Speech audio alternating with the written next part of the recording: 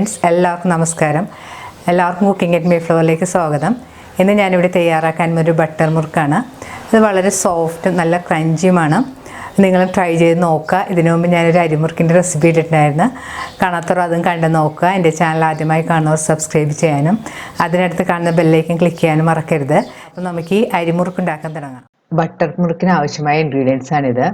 അരിപ്പൊടി ഞാനിവിടെ എടുത്തിരിക്കുന്നത് നമ്മൾ പാക്കറ്റിൽ വാങ്ങാൻ കിട്ടുന്ന സാധാരണ ഇടിയപ്പത്തിൻ്റെ ഒട്ടും തരിയില്ലാത്ത പൊടിയാണ്.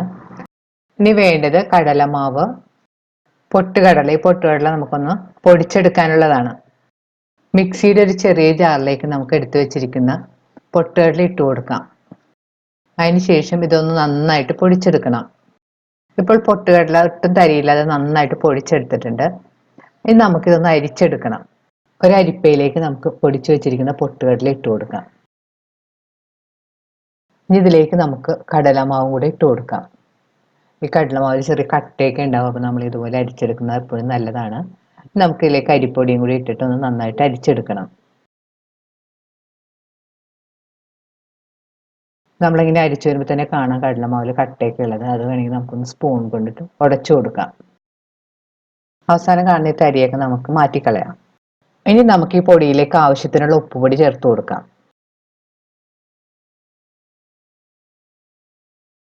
ഉപ്പുപൊടി ചേർത്തിട്ടൊന്ന് നന്നായിട്ട് മിക്സ് ചെയ്ത് യോജിപ്പിക്കണം. ഉപ്പെല്ലാം നല്ല പാകത്ത് നമ്മൾ ചേർത്ത് കൊടുക്കണം.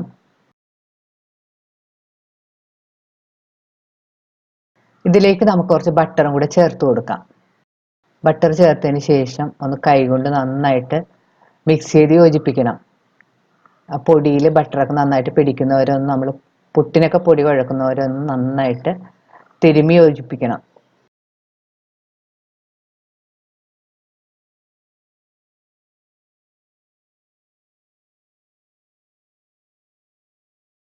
ഈ സമയത്ത് നമ്മൾ പൊടി ഇത്തിരി ടേസ്റ്റ് ചെയ്ത് നോക്കിയിട്ട് ഉപ്പ് ആവശ്യമുണ്ടെങ്കിൽ കറക്റ്റായിട്ട് ചേർത്ത് കൊടുക്കണം. നമ്മൾ കുഴക്കുന്നതിന് മുമ്പ് തന്നെ ഉപ്പെല്ലാം നല്ല പാകത്തിന് ചേർത്ത് കൊടുക്കണം. കുഴച്ച് കഴിഞ്ഞിട്ടുണ്ടെങ്കിൽ നമുക്ക് ഉപ്പ് ചേർക്കാൻ പറ്റൂല. ഇതിലേക്ക് ചെറിയ ജീരകവും കൂടി ചേർത്ത് കൊടുക്കാം. നിങ്ങൾക്ക് ഇഷ്ടമാണെങ്കിൽ എള്ളൊക്കെ ചേർക്കാം. ഞാനിതിൽ എള്ള് ചേർത്തിട്ടില്ല. ഇനി നമുക്ക് ഇതിലേക്ക് കുറച്ച് കായപ്പൊടിയും കൂടി ചേർത്ത് കൊടുക്കാം. നിങ്ങൾക്ക് എരിവ് ഇഷ്ടമാണെങ്കിൽ ലേശം മുളക് പൊടിയൊക്കെ വേണമെങ്കിൽ ചേർത്ത് കൊടുക്കാം. ഇനി നമുക്ക് ഈ പൊടിയിലേക്ക് വെള്ളം കുറേശ്ശെ തളിച്ച് നന്നായിട്ട് കുഴച്ചെടുക്കണം. വെള്ളം കുറേശ്ശെ പല പ്രാവശ്യമായിട്ട് ഇതേപോലെ തളിച്ചിട്ട് കുഴച്ചെടുത്താൽ മതി. വെള്ളം കൂടി പോകരുത്. മുറുക്കിനുള്ള മാവ് കൂടുതൽ കട്ടിയാകാനും പാടില്ല, കൂടുതൽ ലൂസായി പോകാനും പാടില്ല. അതിനിടയിലുള്ള ഒരു പാകത്തിൽ വേണം കുഴച്ചെടുക്കാനായിട്ട്. ഞാൻ ഇതിനു മുമ്പ് ഒരു മുറുക്കിൻ്റെ റെസിപ്പി ഇട്ടിട്ടുണ്ട്.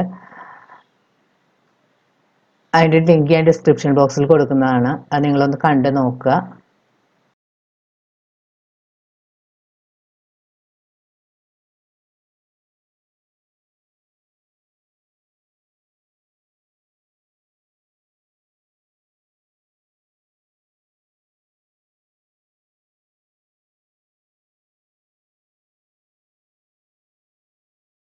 ഇപ്പോൾ മുറുക്കിനുള്ള മാവ് ഈ കാണുന്ന പോലെ നല്ല സോഫ്റ്റ് ആയിട്ട് കുഴച്ചെടുത്തിട്ടുണ്ട്. നമുക്കിങ്ങനെ കൈ തൊട്ട് നോക്കുമ്പോൾ തന്നെ അറിയാം മാവ് നല്ല സോഫ്റ്റ് ആണെന്ന്. മുറുക്കിനുള്ള മാവ് നമ്മൾ കുഴച്ചെടുത്ത ഉടനെ തന്നെ ഉണ്ടാക്കുന്നതാണ് നല്ലത്. കൂടുതൽ സമയം വെക്കുകയാണെങ്കിൽ അതിൻ്റെ പുറത്തൊരു തുണി നനച്ചിടുന്നത് നല്ലതായിരിക്കും. അല്ലെങ്കിൽ മാവ് ഡ്രൈ ആയി പോകും. നമ്മൾ ഉണ്ടാക്കുന്ന സമയത്ത് പിഴിഞ്ഞൊക്കെ എടുക്കാനായിട്ട് ബുദ്ധിമുട്ടായിരിക്കും. മുറുക്കുണ്ടാക്കാനായിട്ട് നമ്മൾ ഉപയോഗിക്കുന്നത് ഈ സ്റ്റാർ ഷേപ്പിലുള്ള അച്ചാണ്. ഈ അച്ചിൻ്റെ പുറത്തും സേവനാഴിയുടെ അകത്തൊക്കെ നമുക്ക് കുറച്ച് എണ്ണ പുരട്ടി കൊടുക്കാം.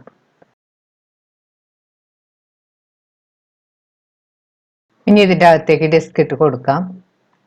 അതിന് ശേഷം ഈ റെഡിയാക്കി വെച്ചിരിക്കുന്ന മാവ് ഇതുപോലെ ഇങ്ങനെ കയ്യിൽ വെച്ചിട്ട് നീളത്തിൽ ഉരുട്ടിയെടുക്കുക. അതിന് ശേഷം സേവനാഴിയുടെ അകത്തേക്ക് ഈ മാവ് വെച്ച് കൊടുക്കുക. മാവ് ഇതുപോലെ വെച്ചതിന് ശേഷം നമുക്ക് സേവനാഴി മൂടാം. സേവനാഴി മൂടിയതിന് ശേഷം മാവ് കറക്റ്റ് പാകത്തിനാണോ നമ്മൾ കുഴച്ചെടുത്തിരിക്കുന്നതെന്ന് അറിയാനായിട്ട് നമുക്കൊന്ന് ഇതുപോലെ ഒന്ന് ഒരു പ്ലേറ്റിലേക്ക് ഒന്ന് പ്രസ് ചെയ്ത് നോക്കാം.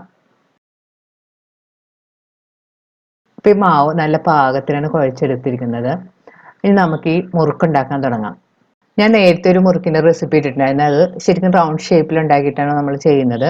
ഇത് നേരെ എണ്ണയിലേക്കാണ് ഞാനിത് പിഴിഞ്ഞിടുന്നത്. ഇനി അത് നമുക്ക് എങ്ങനെയാണ് ഉണ്ടാക്കുന്നതെന്ന് നോക്കാം. മുറുക്കുണ്ടാക്കാനായിട്ട് ആവശ്യമായ എണ്ണ ഞാനിവിടെ ചൂടാക്കാൻ വെച്ചിട്ടുണ്ട്.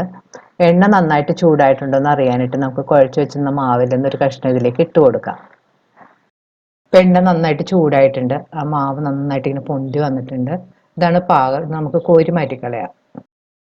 ഈ മുറുക്കുണ്ടാക്കുമ്പോൾ നമ്മൾ പ്രത്യേകം ശ്രദ്ധിക്കേണ്ടത് എണ്ണ നന്നായിട്ട് ചൂടായതിന് ശേഷം മാത്രം നമ്മൾ മാവ് ഇതിലേക്ക് ഇട്ട് കൊടുക്കാൻ പാടുള്ളൂ. അല്ലെങ്കിൽ മുറുക്കൊക്കെ പൊട്ടിപ്പോവും പെട്ടെന്ന്.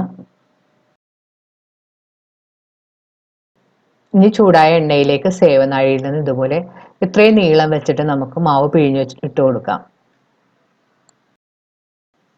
കൂടുതൽ കുത്തി നിറച്ചിട്ട് കൊടുക്കരുത്. കൂടുതൽ നിറച്ചൊക്കെ ഇട്ടിട്ടുണ്ടെങ്കിൽ പെട്ടെന്ന് മൊരിഞ്ഞ് കിട്ടാനായിട്ട് ബുദ്ധിമുട്ടായിരിക്കും.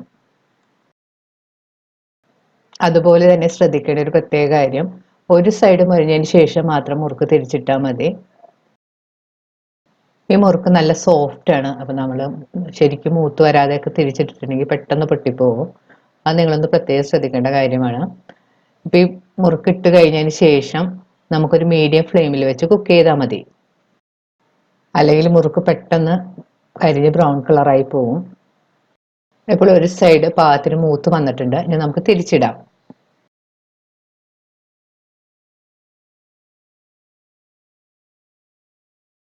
ഇപ്പോൾ മുറുക്കിൻ്റെ രണ്ട് സൈഡ് നന്നായിട്ട് മൂത്ത് ഒരു ചെറിയ ലൈറ്റ് ബ്രൗൺ കളറായി വന്നിട്ടുണ്ട്.